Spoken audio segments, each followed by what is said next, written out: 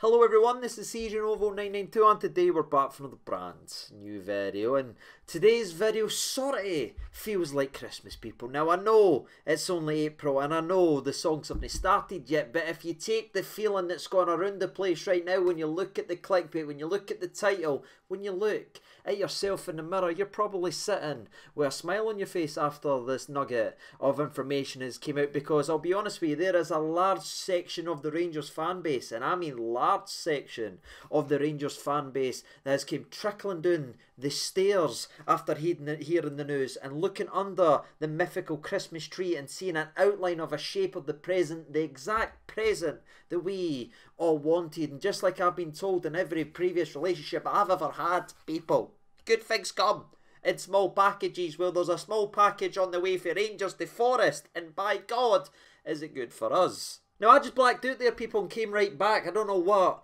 was actually said, so let's not discuss it. But moving on with the actual video, of course, before we talk about the good, the bad and the ugly of Ross Wilson's reign as Director of Football at Rangers Football Club, I do just want to say best of luck to the laddie, because despite how you may or may not feel towards the laddie, never came here looking to do a bad job or looking to do anything wrong or take us backwards or sign injury prone players or do this or do this. The boys came here with the best intentions, gave it his all, and over his 4 years has certainly done some good things as well. I mean, you look at any interview that the club's done over the last couple of years, every AGM, all you hear is positivity regarding what Ross Wilson has done. And unlike others that's actually out there, people, I sit and hold my hands up and say, I didn't get in the ins and outs of an entire football club. There is so many cogs in that machine. I'm not going to sit here and lie to you and tell you I know exactly what Ross Wilson has actually been doing at his time at Rangers, but by all accounts and everything we've heard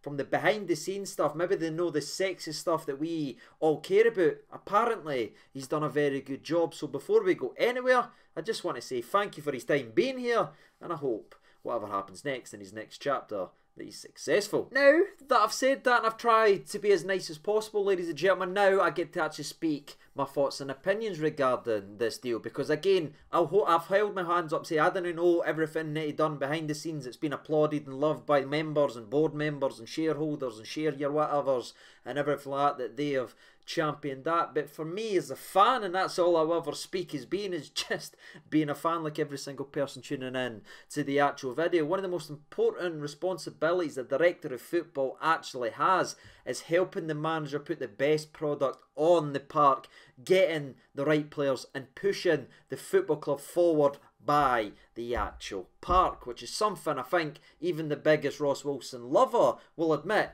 he's certainly not done that. Because where we are as a club right now regarding our players' contracts, where's this players' value? It is absolute a mess right now, people, and I really mean that. I didn't want to be saying that, but look at our squad, the majority are injury prone. Now again, you can't really blame Ross Wilson, but again, can we know to a certain extent, right? Because I get the players come, he brings them in, they could fail, and that there's obviously responsibilities on the players, but just looking around, kicking the tyres around some of these places, you will see long injury histories. And when you've already got 4, 5, 6, 7, 8, 9, 10 players with long injury-ridden histories, is it smart to bring in others actually in there that could leave you the way we've been left this season, to be embarrassed in European football and massacred in the SPFL? And no, I'm not just talking about recently or anything like that, but genuinely look at our time there. You've seen our Celtic side go from strength to strength after bringing in the unknown question mark of Ange Postecoglou. What have we done? For me, Ross Wilson hasn't done anywhere near the level that's been done elsewhere, and has failed this football club in a major part of where we need to actually be. I mean, when you have a legend of the football club like the Giovanni Van Bronckhorst, who of course was the previous manager, when he leaves the football club and gets sacked the way that he actually does, and again, I'm not going to sit here and rewrite history, I thought that Giovanni had to go as well, and I still stand by that. I mean, look at the way the squad actually rebounded and how it's looked fitness-wise and shape-wise, and just the overall style of the squad has drastically looked different. But when you have a legend of this football club treated like that, because again, he was one of the captains of a sinking ship, if you will, that was getting embarrassed in Europe and massacred in the league and battered of Celtics, 9 points behind, blah, blah, blah. When you get that guy that way, why is his partner in crime? If it's a true partnership, the director of football manager, work together, talk together, do all this together,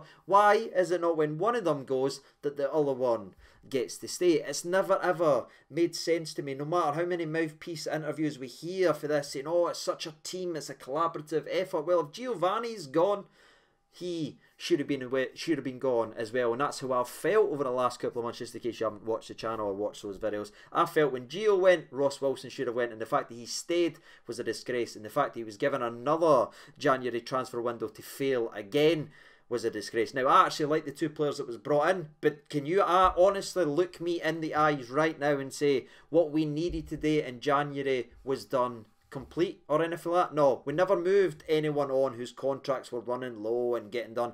We never renewed anyone's contract besides a Hadji who already had years on his deal. We've not protected any of the values, and we only brought in 2 players, ladies and gentlemen. Champions League, bringing all that money in, being just behind in the league, getting a new manager. Did we back him to the hilt? No, we never. We brought in 2 good players, but that was it. And for me, if you look at Ross Wilson's transfer history and the players, there is a hell of a lot more misses than hits when you actually look into it. In fact, some of the players that people try and credit a Wilson for was signed by either Mark Allen or before actually that. But I guess when you sit back and you look at this fact that Ross Wilson was able to continue his role and everything like that and then leave at his own fruition sums up everything that really is gone about the club and everything like that. And isn't it ironic and isn't it painful, ladies and gentlemen, that our director of football, we will receive more money, people, with this compensation fee for Ross Wilson going to Nottingham Forest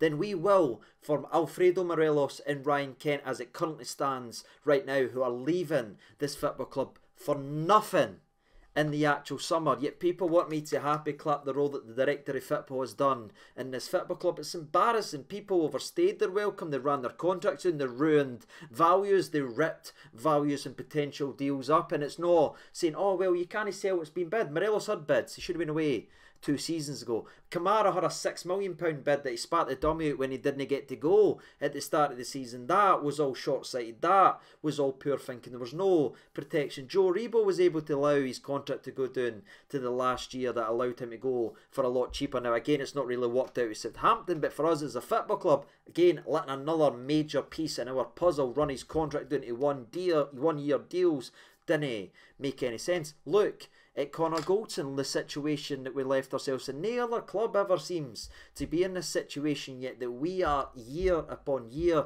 upon year, because we're never 1 foot in front, we're never forward thinking, we're never doing that, we're always reactive both on and off the park. And Ross Wilson's obviously played his part in that, and you just look at the contracts, it's embarrassing. We sit with 8 players, 8 first-team players who expire at the end of the season, who are able to speak to clubs right now if they want to move on for free. What other professional club, what other big club and everything like that, one of the most prestigious clubs around, is able to go about and do that? There's none of them, people. It's been an embarrassment for a long time. So for me, I'm sorry if it seems heartless, I welcome this actual change, and it's a change, again, I feel that's been needed to be happening for a very, very long time. But again, football is all about opinions, and I'm sure some people will be roasting me in the comments and are unhappy with what I've had to say in today's video, and that's fair enough. Again, that's why the channel's here, to agree or disagree, but it's just all about the conversation, because something we need to actually address and actually look at, people, which will probably tell you another side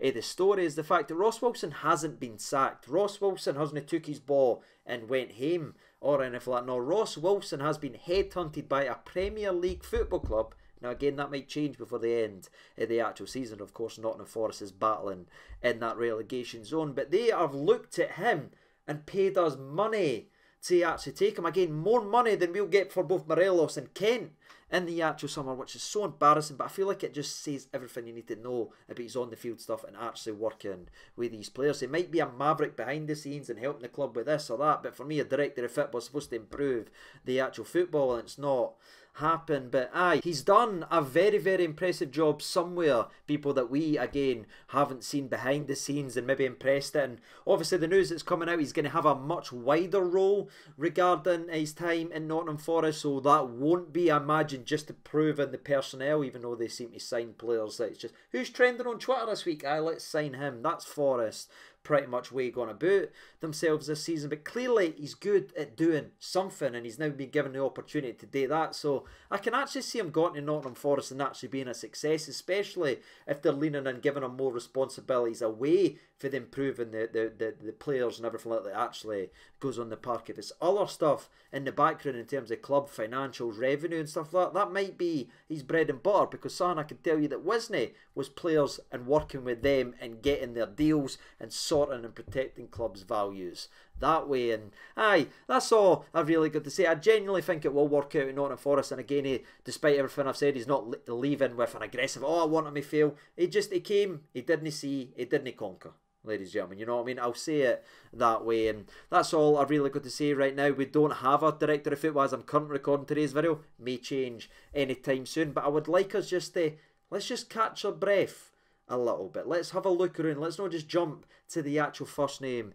that's gone around, and let's try to make the right decision that's going to be a forward-thinking one for this football club and get someone in who relishes the player personnel side of the thing. No, the financials. Let's work with the player personnel and get players signing contracts and get them moving on that needed on, because again, we need a massive injection of freshness in this squad.